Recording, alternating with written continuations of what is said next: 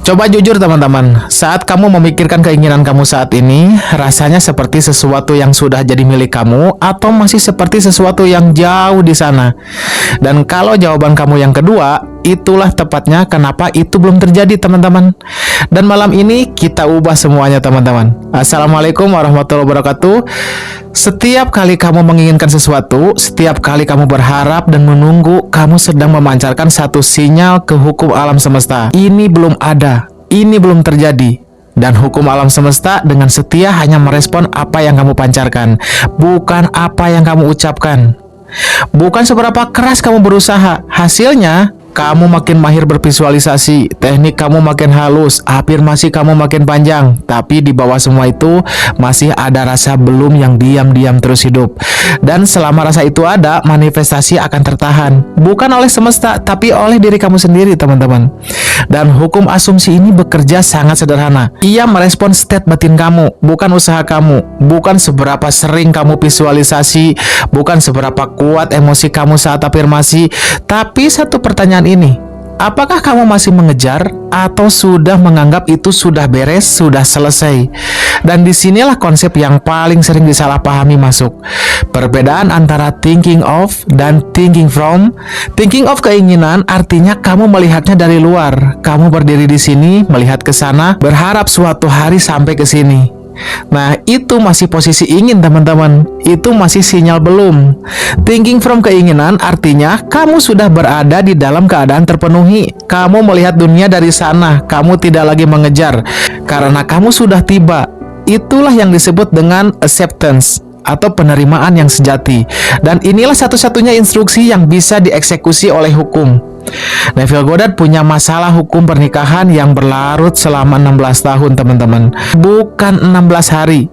Lalu dalam satu malam, ia membuat satu keputusan. Ia tidur sebagai pria yang sudah menikah dengan wanita yang ia cintai, tanpa mengecek realitas luar, tanpa menunggu kepastian dari pengadilan.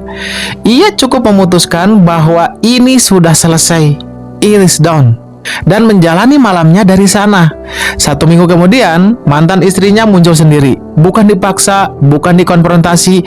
Ia datang dan justru menjadi jalan keluar yang selama ini sudah tertutup. Ada kisah lain teman-teman. Seorang pemilik rumah dengan 3 pohon mati di halamannya. Ia tidak menelepon tukang taman, tidak komplain, tidak mengurus apapun.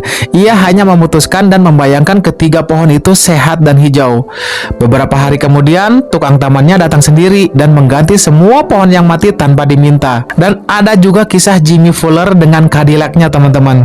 Ia tidak berjuang, tidak memaksa, tidak berdoa panjang. Ia dengan santai menerima dalam batin bahwa mobil itu sudah jadi miliknya. Hanya 3 telepon dalam 1 hari dan ia sudah mengendarainya pulang. Teman-teman, polanya sama. Bukan teknik yang berbeda, bukan keberuntungan, tapi keputusan batin yang sudah final, sudah selesai. Ada sesuatu yang menarik dari kata decide. Akar katanya berarti memotong semua opsi lain, seperti kata homicide, suicide. Keputusan sejati bekerja seperti itu. Ia menutup pintu kemungkinan gagal di dunia batin kamu. Dan ketika pintu itu tertutup di dalam, realitas luar tidak punya pilihan selain mengikuti. Tapi banyak orang menunggu yakin dulu baru memutuskan. Banyak orang menunggu bukti dulu baru percaya. Ini yang membalikan urutannya teman-teman. Justru keputusan yang datang lebih dulu, lalu perasaan yakin, tenang, dan kemudahan itu akan menyusul seperti bayangan mengikuti tubuh.